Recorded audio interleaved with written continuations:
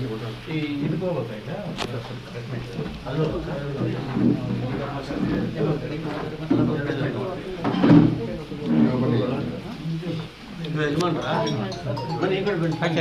ಹಚ್ಚಿನಿಲ್ಲ ಹಚ್ಚಿನಿಲ್ಲ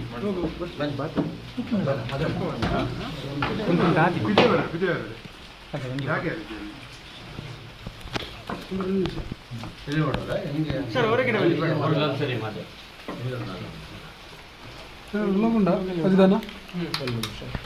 ಇದು ನೋಡಿ, ಯಾವುದೇ ಮನೆಯಲ್ಲೂ ಕೂಡ ಈ ರೀತಿ ಆಗಬಾರ್ದು.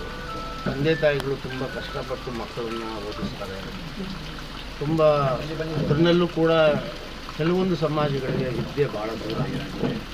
ಅದನ್ನು ಈ ಹುಡುಗಿ ನಮ್ಮ ಸಮಾಜದವರು ತುಂಬ ಪಾಪದವರು, ತುಂಬ ಬಡವರು, ಅದನ್ನೆಲ್ಲರೂ ಮಕ್ಕಳನ್ನ BSc ಓದಿಸಿದ್ದಾರೆ. ಆದರೆ ಮಕ್ಕಳು ಕೂಡ ಆಲೋಚನೆ ಮಾಡಿ ಇದನ್ನೆಲ್ಲ ಮಾಡಬೇಕಾಗಿತ್ತು. ನಡೆದೋಗಿದೆ, ಎರಡೂ ಕಡೆ ತಪ್ಪಾಗೋಗಿದೆ. ಏನೋ ಸಣ್ಣದಲ್ಲಿ ಏನೋ ಮುಚ್ಚೋಗುವಂಥ ತಪ್ಪಾಗೋಗಿದ್ರೆ ಇದು ಬೆಳಕಿಗೆ ಬರ್ತಾ ಇರೋದು, ಬೆಳಕಿಗೆ ಬಂದಾಗೋಯ್ತು. ಆ ಇಬ್ಬರಿಗೂ ಒಂದು ಮಗುಗೂ ಕೂಡ ಒಂದು ಜನ್ಮ ಕೊಟ್ಬಿಟ್ಟಿದ್ರು ಸೇರಿ. ಆದರೆ ಆ ಮಗುಗೆ ತಂದೆ ಬೇಕು, ತಂದೆ ಬೇಕು. ಯಾರಿಗೇ ಆಗಲಿ ಸಮಾಜದಲ್ಲಿ ತಂದೆ ಇಲ್ಲದೆ ಇದ್ದರೆ ಎಂಥ ಕಷ್ಟ ಆಗ್ತದೆ, ಎಲ್ರಿಗೂ ಗೊತ್ತಿರೋ ವಿಚಾರ.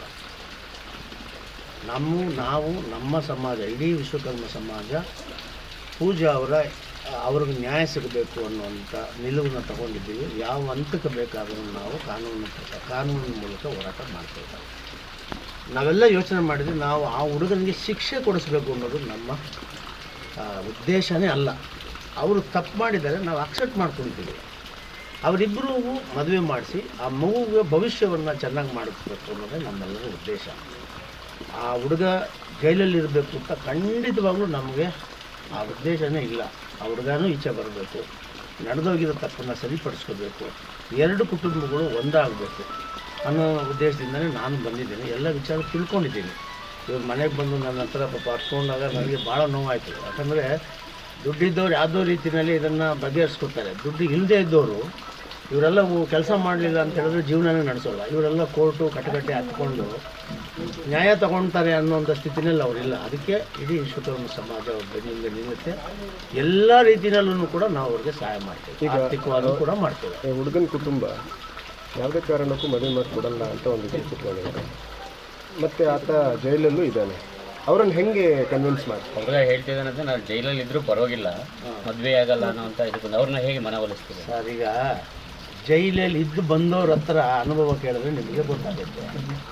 ಜೈಲು ಅರಮನೆ ಅಲ್ಲ, ಅದು ಸೆರೆಮನೆ.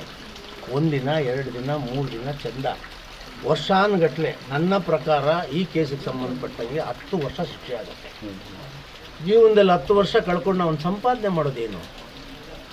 ಆ ಮಗುಗೆ ಅವನ ತಂದೆ ಅಲ್ಲ ಅನ್ನೋದನ್ನಂತೂ ತಪ್ಸೋಕ್ಕಾಗೋದಿಲ್ಲಲ್ಲ. ಆ ಮಗು DNA ಮಾಡಿದ್ರೆ ಅವನೇ ಅಪ್ಪ ಅಂತ ಗೊತ್ತಾದ್ಮೇಲೆ ಆ ಮಗುಗೆ ರೈಟ್ಸ್ ಆಟೋಮೆಟಿಕಾಗಿ ಬರುತ್ತಲ್ಲ. ಆಕೆಗೆ ನಾನು ಮದುವೆ ಮಾಡ್ಕೊಳಲ್ಲ ಅಂತ ಹಠನ ಮಾಡಬಾರ್ದು. ಜೈಲು ಶಿಕ್ಷೆ ಭಾಳ ಕಷ್ಟ ಸರ್. 21 ವರ್ಷ, ಈಗ 10 ವರ್ಷ ಕಳೆದು ಬಿಟ್ಟರೆ ಜೈಲಾಗೋಯ್ತು ಅಂತ. ಈ ಪ್ರಕರಣಗಳಲ್ಲಿ ತುಂಬ ಕಷ್ಟ ಐತೆ. ತಪ್ಪಿಸ್ಕೊಂಡು ನಾವು ಹೆಂಗೋ ಆರಾಮಾಗಿ ಹೊರಗಡೆ ಬಂದುಬಿಡ್ತೀವಿ ಅನ್ನೋದಕ್ಕೆ ಕಷ್ಟ ಐತೆ. ಯಾವುದೇ ಭಾರತದ ಸಂವಿಧಾನದಲ್ಲಿರ್ತಕ್ಕಂಥ ವಿಚಾರದಲ್ಲಿ ಮತ್ತು ನ್ಯಾಯಾಂಗ ವ್ಯವಸ್ಥೆಯಲ್ಲಿ ಒಂದು ಹೆಣ್ಣಿಗೆ ಈ ರೀತಿ ಆದ ನಂತರ ಅವಳಿಗೆ ನ್ಯಾಯ ಸಿಕ್ಕಿಲ್ಲ ಅನ್ನೋ ಉದಾಹರಣೆನೇ ಇಲ್ಲ. ಸಿಕ್ಕತ್ತೆ. ಅವ್ರು ಬಡವರಾದರೂ ಸಿಕ್ಕತ್ತೆ, ಶ್ರೀಮಂತರಾದರೂ ಸಿಕ್ಕತ್ತೆ. ಅದ್ರನ್ನಲ್ಲೂ ಬಡವರವರು. ಆ ಹುಡುಗ ಈಗ ಸ್ವಲ್ಪ ಹಠ ಮಾಡ್ತಾ ಇರ್ಬೋದು, ಮತ್ತು ಅವ್ರು ಯಾರಾದರೂ ಬೇರೆಯವ್ರು ಹೇಳ್ಕೊಟ್ಟಿರ್ಬೋದು ಆ ಹುಡುಗನಿಗೆ. ಅದು ಸ್ವಲ್ಪ ದಿನ ಆದಮೇಲೆ ನಿಮಗೂ ಗೊತ್ತಾಗುತ್ತೆ, ನನಗೂ ಗೊತ್ತಾಗುತ್ತೆ. ಇಂಥ ಉದಾಹರಣೆಗಳನ್ನು ಭಾಳಷ್ಟು ನೋಡಿದ್ದೇನೆ. ಹುಡುಗನ ಮನೆಯವರನ್ನು ಕಾಂಟ್ಯಾಕ್ಟ್ ಮಾಡಿದ್ದೀರಾ? ಈಗ ಮಾಡ್ತೀನಿ ಸರ್, ಈಗ ಬಂದಿದ್ದೀನಿ. ಅವ್ರ ಹತ್ರನೂ ಹೋಗಿ ಮಾತಾಡ್ತೀನಿ, ಅವ್ರ ಮನೆಗೂ ಹೋಗ್ತೀನಿ. ಅವ್ರದ್ದೇನಾದರೂ ಸಮಸ್ಯೆ ಇದ್ದರೆ ಅದನ್ನು ಬಗೆಹರಿಸೋ ನಿಟ್ಟಿನಲ್ಲಿ ನಾವೆಲ್ಲ ಪ್ರಯತ್ನ ಮಾಡ್ತೇವೆ. ಅವ್ರು ಏನು ಕೇಳಿದ್ರೋ ಅದನ್ನೆಲ್ಲವೂ ಒಪ್ಕೋತೇವೆ. ಆ ಒಟ್ಟಿನಲ್ಲಿ ಆ ಮಗುಗೆ ತಂದೆ ಆಗಬೇಕು, ಅವಳು ಸೊಸೆ ಆಗಬೇಕು. ನಮ್ಮ ಮನೆ ಮಗಳನ್ನು ಕೂಡ ಎಲ್ಲೋ ಒಂದು ಕಡೆ ಬದುಕ್ತಾ ಇದ್ದಾಳೆ ಅನ್ನೋವಂಥ ಒಂದು ಇದಾಗಬೇಕು, ಒಳ್ಳೆಯದಾಗಬೇಕು. ಈಗ ಒಂದು ಹೇಳ್ತಾ ಇರೋದು, ನಮ್ಮ ಮಗು ನಂದಲ್ಲ, DNA ಟೆಸ್ಟ್. DNA ಟೆಸ್ಟ್ ನೀವು ಒತ್ತಾಯ ಮಾಡ್ತೀರಾ? DNA ಟೆಸ್ಟು ನಾನು ಬೇಡ ಅಂದ್ರೂ ಕಾನೂನು ಮಾಡಿಸುತ್ತೆ ಸರ್, ಕಾನೂನು ಮಾಡಿಸುತ್ತೆ. ಆ DNA ಅವ್ರಿಗೇನಾದರೂ ಡೌಟ್ ಇದ್ದರೆ ಮಾಡಿಸ್ಲಿ. ಅದು ನಾನು ಮಾಡಬೇಡ ಅಂದ್ರೂ ಕಾನೂನು ಮಾಡುತ್ತೆ. ಯಾಕಂದರೆ ಸೆಕ್ಷನ್ನೇ ಆ ಥರ ಇದೆ.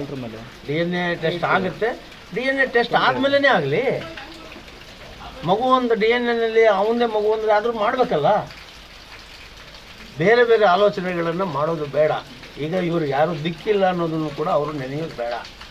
ಯಾವುದೇ ಹೋರಾಟಕ್ಕೂ ಕಾನೂನುಬದ್ಧವಾಗಿ ನಾವು ನಿಂತ್ಕೊಂಡು ಮಾಡ್ತೀವಿ. ಆ ಮಗುಗೆ ನ್ಯಾಯ ಕೊಡಿಸ್ತೀವಿ. ಸರ್ ಇಲ್ಲೊಂದು ಪ್ರಶ್ನೆ ಇದೆ ಅಂದರೆ ಸರ್, ಈ ಕೆಲಸ ಮಾಡುವಾಗ ಹುಡುಗ ಮೈನರ್ ಆಗಿದ್ದ ತಾನೆ, ಅಪ್ಪ ಆದಮೇಲೆ ಮೇಜರ್ ಆಗಿಬಿಟ್ಟಿದ್ದೀನಿ ಅಂದರೆ ಕಾನೂನು ಒಪ್ಪುತ್ತಾ? ಅವ್ನು ಮೇಜರ್ ಆಗಿಬಿಟ್ಟಿದ್ದಾನೆ ಅಂತ ಹೇಳಿದ್ರೆ ಅಂದರೆ ಮೇಜರ್ ಆದಮೇಲೆ ತಪ್ಪು ಮಾಡಿದ್ರೆ ಒಪ್ಪುತ್ತಾ? ಆ ಪ್ರಶ್ನೆ ಮೈನರ್ ಆ್ಯಂಡ್ ಮೇಜರ್ ಪ್ರಶ್ನೆನೇ ಅಲ್ಲ. ಇದು ಕಣ್ಣು ಕಾಣ್ತಾ ಇರೋದು ಒಂದು ಸತ್ಯ. ಕಣ್ಣೆದುರಿಗೆ ಮಗು ಜನ್ಮ ತಾಳಿದೆ. DNA ಆದಮೇಲೆ ಅವನದೇ ಮಗು ಅಂತ ಅಂದಮೇಲೆ ಅವಾಗ ತಪ್ಪಿಸ್ಕೊಳಕ್ಕಾಗತ್ತಾ? ಎಲ್ಲ ಆಗೋಲ್ಲ. ಇನ್ನಷ್ಟು ದೊಡ್ಡ ಗಾಯ ಮಾಡ್ಕೊಳೋದು ಬೇಡ. ನಾನು ಅವ್ರ ತಂದೆ ತಾಯಿಗಳಿಗೆ ನಿಮ್ಮ ಮುಖಾಂತರ ಕೈ ಜೋಡಿಸಿ ಮನವಿ ಮಾಡ್ತೇನೆ, ಈ ಎರಡು ಕುಟುಂಬಗಳನ್ನು ಒಂದು ಮಾಡ್ಕೊಳ್ಳಿ. ಒಳ್ಳೆಯದೋ ಕೆಟ್ಟದೋ ನಿಮ್ಮ ಹುಡುಗನೂ ಮಾಡಬಾರ್ದು, ನಮ್ಮ ಹುಡುಗಿನೂ ಮಾಡಬಾರ್ದು. ಸರ್ ಇನ್ನೊಂದು ಏನೋ ಆಗೋಗಿದೆ. ಸರ್ ಇನ್ನೊಂದು ಪ್ರಶ್ನೆ ಇದೆ ಇಲ್ಲಿ ಆಗ್ಲಿಕ್ಕೆ ಇಷ್ಟಪಡ್ತೀನಿ. ಸರ್, ಅಶೋಕ್ ರೈ ಅವರು ನನ್ನ ಸ್ನೇಹಿತ. ಆತ ತುಂಬ ಕಷ್ಟಪಟ್ಟು ಇವರ ಪರವಾಗಿ ಮಾಡಿದ್ದಾನೆ. ಪೊಲೀಸ್ ಸ್ಟೇಷನಲ್ಲೂ ಕೂಡ ಇವರು ಕಂಪ್ಲೇಂಟ್ ಕೊಡುವಂಥ ಸಂದರ್ಭದಲ್ಲಿ ಕಂಪ್ಲೇಂಟ್ ಕೊಡಬೇಡಿ, ನಾವು ಸರಿ ಮಾಡ್ತೇವೆ ಅಂತ ಸ್ವತಃ ಅವರ ಅಪ್ಪನೇ ಬರೆದುಕೊಡಿರೋಂಥ ಮುಚ್ಚಳಿಕೆ ಇದೆ. ಅದೆಲ್ಲ ತಪ್ಸೋಕ್ಕಾಗೋದಿಲ್ಲ, ಕಾನೂನಲ್ಲಿ ನಡೆಯುತ್ತೆ. ನಾನು ಅದೆಲ್ಲ ಮೀರಿ ಒಳ್ಳೆತನದಲ್ಲಿ ಇದನ್ನು ಬಗೆಹರಿಸ್ಕೊಡೋಣ ಅಂತ ಹೇಳ್ತೇನೆ. ಅಶೋಕ್ ರೈ ಅವರು ಭಾಳ ಚೆನ್ನಾಗಿ ಕೆಲಸ ಮಾಡಿದ್ದಾರೆ. ಹುಡುಗನ ಕುಟುಂಬದೊಟ್ಟಿಗೂ ಮಾತುಕತೆ ನಡೆಸಿ ನಾನು ಮಾತಾಡ್ತೀನಿ ಸರ್, ನಾನು ಮಾತಾಡ್ತೀನಿ.